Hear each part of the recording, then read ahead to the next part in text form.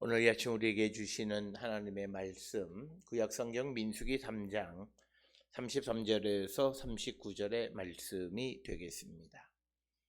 민수기 3장 33절에서 39절에 있는 말씀 한 목소리로 합독하시겠습니다. 무라리에게서는 말리 종족과 무시 종족이 났으니 이들은 곧 무라리 종족들이라. 그 계수된 자 곧 1개월 이상 된 남자는 모두 6,200명이며 아비하일의 아들 수리엘은 무라리 종족과 조상의 가문의 지휘관이 될 것이요 이 종족은 성막 북쪽에 진을 칠 것이며 무라리 자손이 맡을 것은 성막의 널판과 그 띠와 그 기둥과 그 받침과 그 모든 기구와 그것에 쓰는 모든 것이며 그들 사방 기둥과 그 받침과 그 말뚝과 그 줄들이니라. 성막 앞 동쪽 곧 회막 앞 해돋는 쪽에는 모세와 아론과 아론의 아들들이 진을 치고 이스라엘 자손의 직무를 위하여 성소의 직무를 수행할 것이며 외인이 가까이 하면 죽일지니라. 아멘. 오늘 우리가 함께 그리고 39절 모세와 아론이 여호와의 명령을 따라 레위인을 각 종족대로 계수한즉 1개월 이상 된 남자는 모두 22,000명이었더라. 아멘.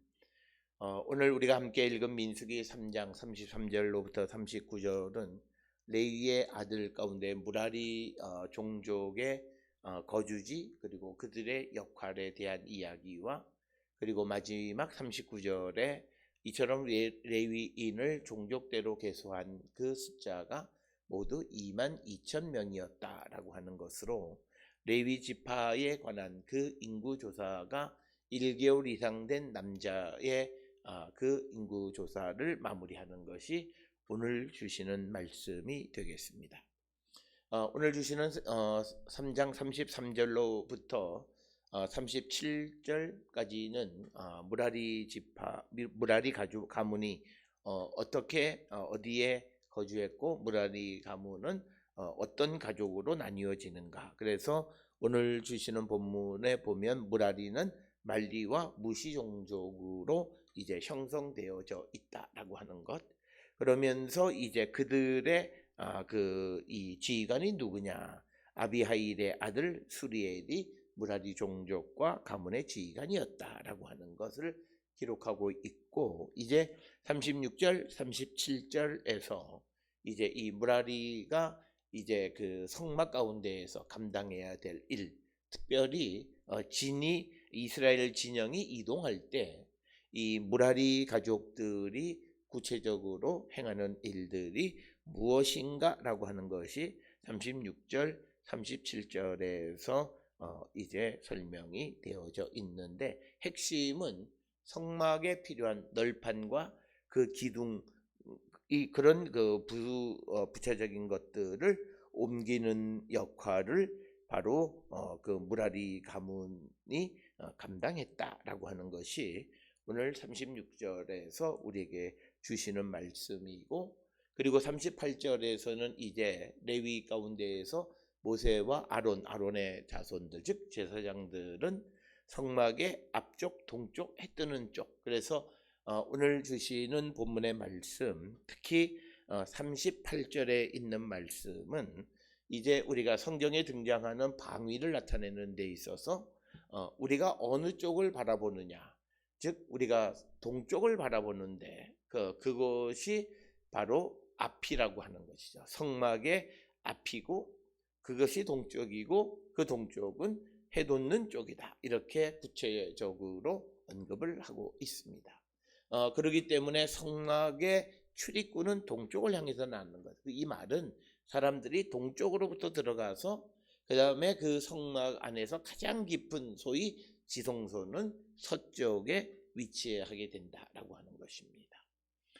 그래서 우리가 오늘 주시는 38절 그리고 우리가 지난 시간에 읽었던 그런 게르손 자손들의 위치에 보게 되면 뒤가 서쪽이다라고 하는 거, 앞이 동쪽이라는 거. 그래서 방위의 기준은 동쪽을 향해 있다. 그래서 이것은 오늘날 우리가 방위를 나타낼 때 우리는 북쪽을 기준으로 바라봅니다. 그래서 우리는 모든 것을 북쪽으로 놓고 동서남북의 사방을 보게 되는데, 성경에서는 동쪽을 바라보면서 우리가 방위를 결정한다라고 하는 겁니다.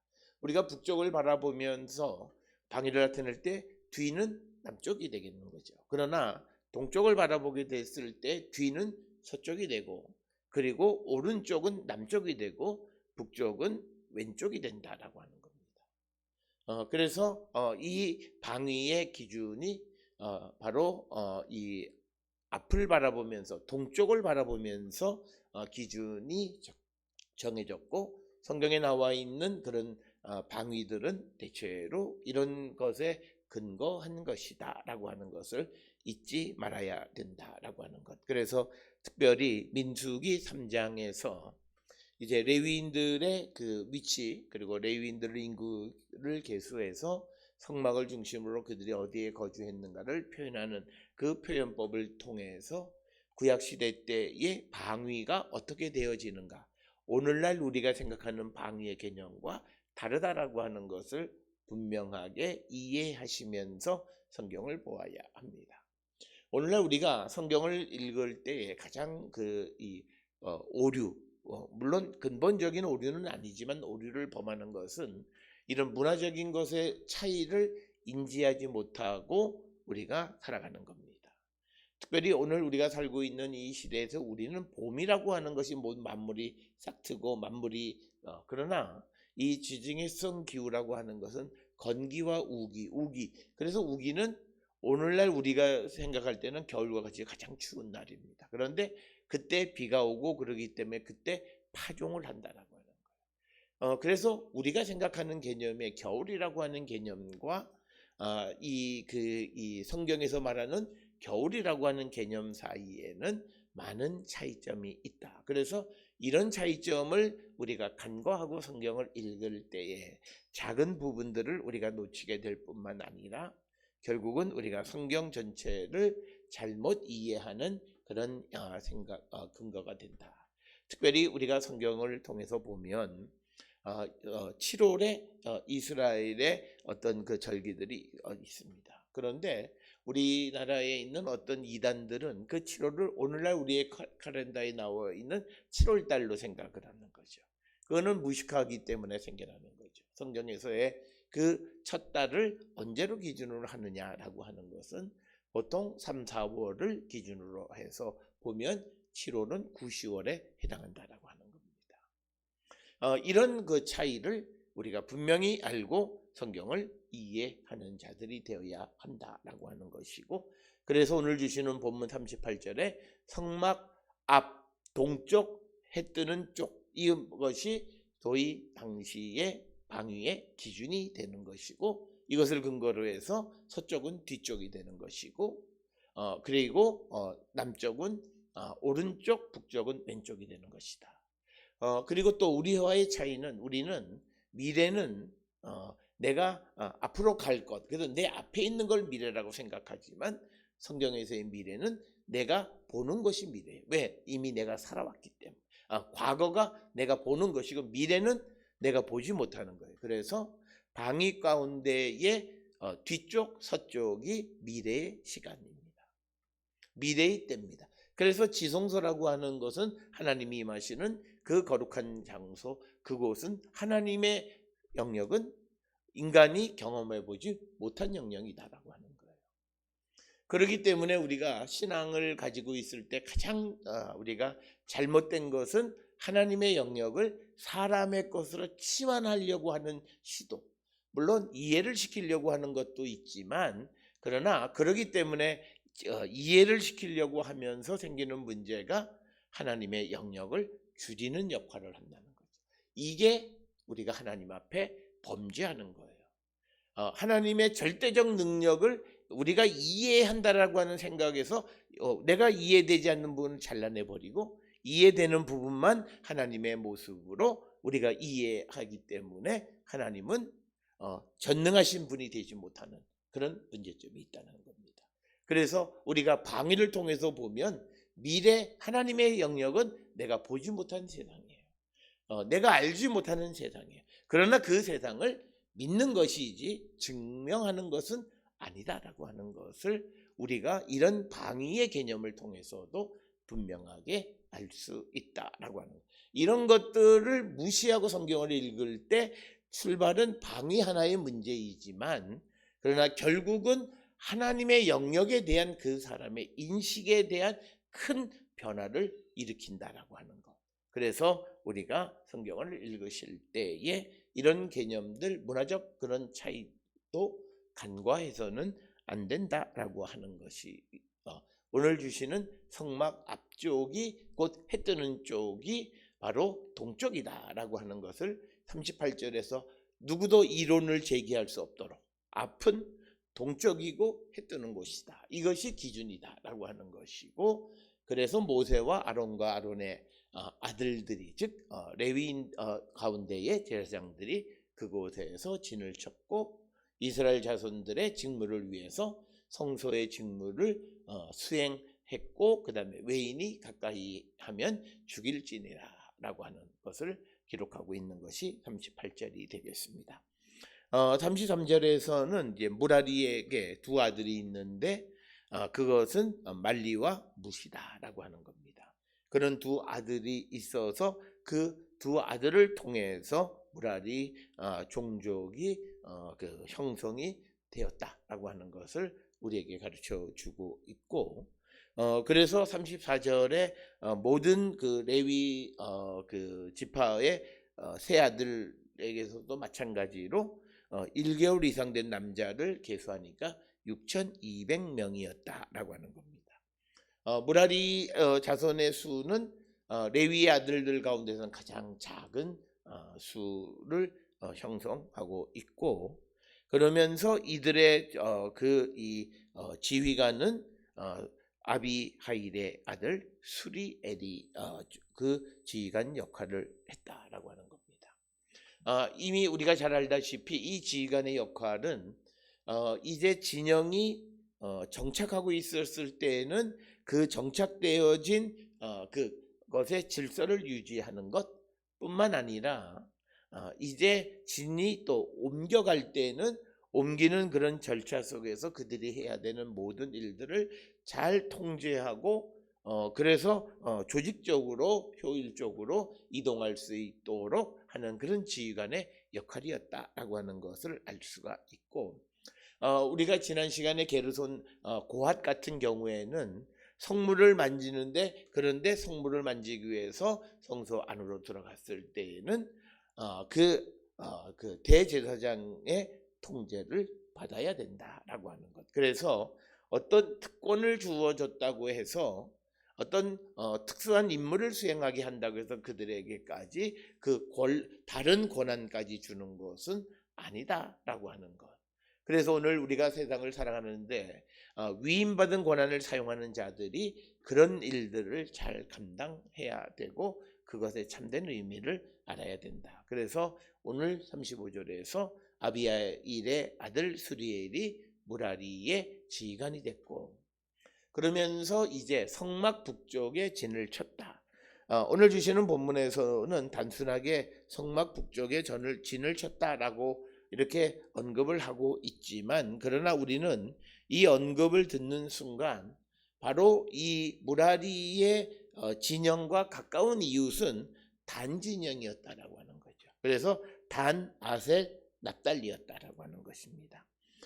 이것이 우리가 중요한 것은 나중에 우리가 38절 설명할 때도 말씀을 드리고, 우리가 지난 시간에 고핫 자손들이 남쪽에 거주하면서 루벤 사람들과 그 이웃이 되어졌는데 그 루벤의 후손들과 연합해서 모세에게 반기를 드는 반란, 즉 누가 그들의 이웃이냐에 따라서 그들의 역사에 큰 변화가 있다. 그래서 오늘도 우리가 도시 사회학적인 측면에서 어느 지역의 굉장히 중요한 것은 그 동네가 어떤 사람과 어떤 이들의 삶에 영향을 끼친다라고 하는 거예요.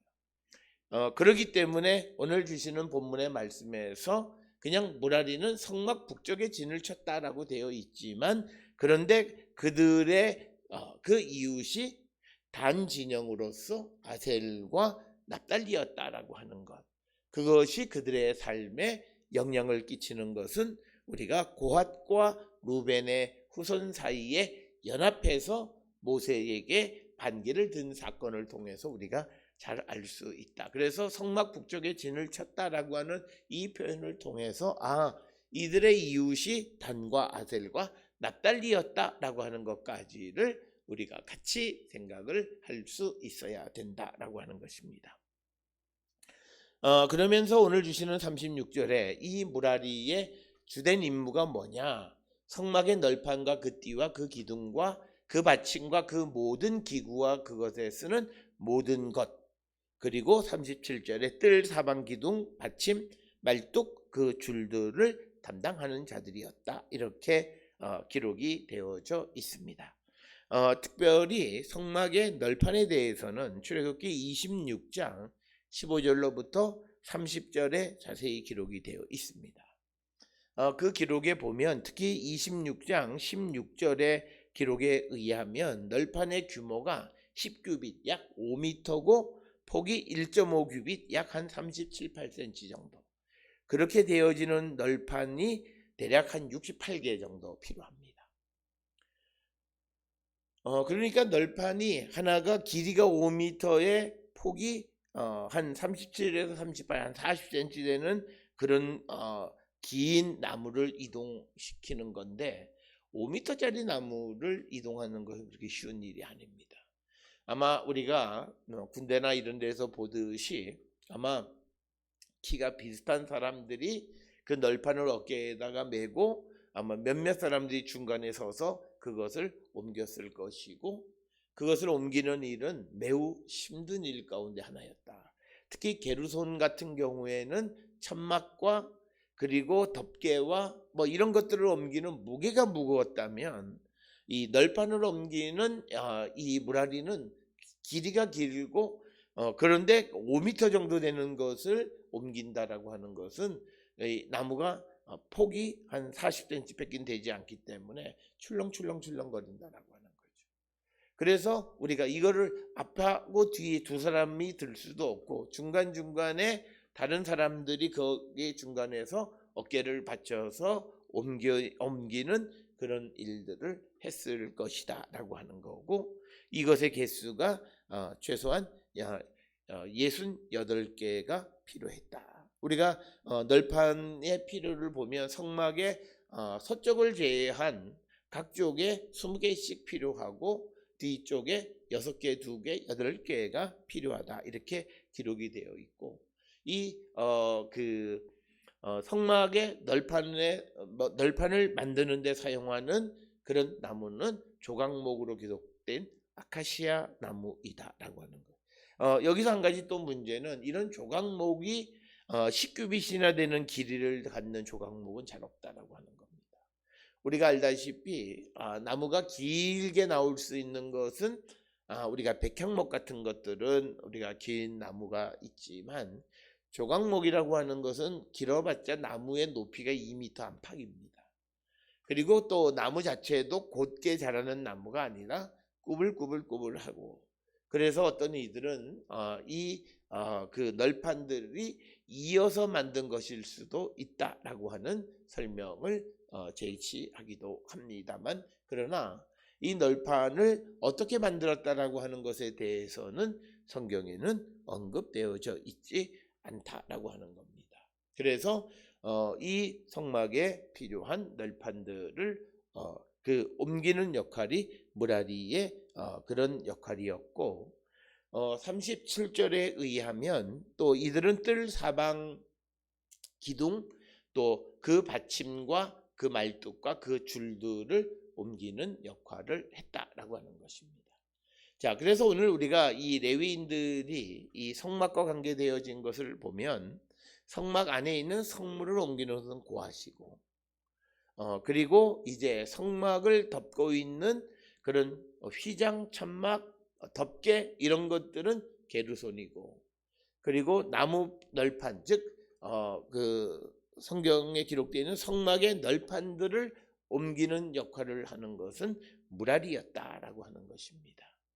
그래서 이렇게 조직적으로 그들이 이 성막을 옮기는 데에 참여했고, 그 다음에 그들을 배치하는 그런 그 기준에 의해서 이제 이 제일 앞에 아론의 제사장, 그리고 남쪽에 고핫, 뒤쪽에 게르손, 북쪽에 무라리, 이렇게 언급되어져 있는 것은 성막을 해체할 때 가장 먼저 들어가는 사람과 맨 마지막에 나가는 사람, 이런 것들이 효과적으로 그 이동하기 위해서 그들의 진영을 배치했다라고 하는 것을 우리가 알 수 있고, 그런데 이제 38절에 보게 되면 성막 앞 동쪽에 회막 앞 곧 해돋는 쪽에 모세와 아론과 그 아들들이 진을 쳤다라고 하는 겁니다.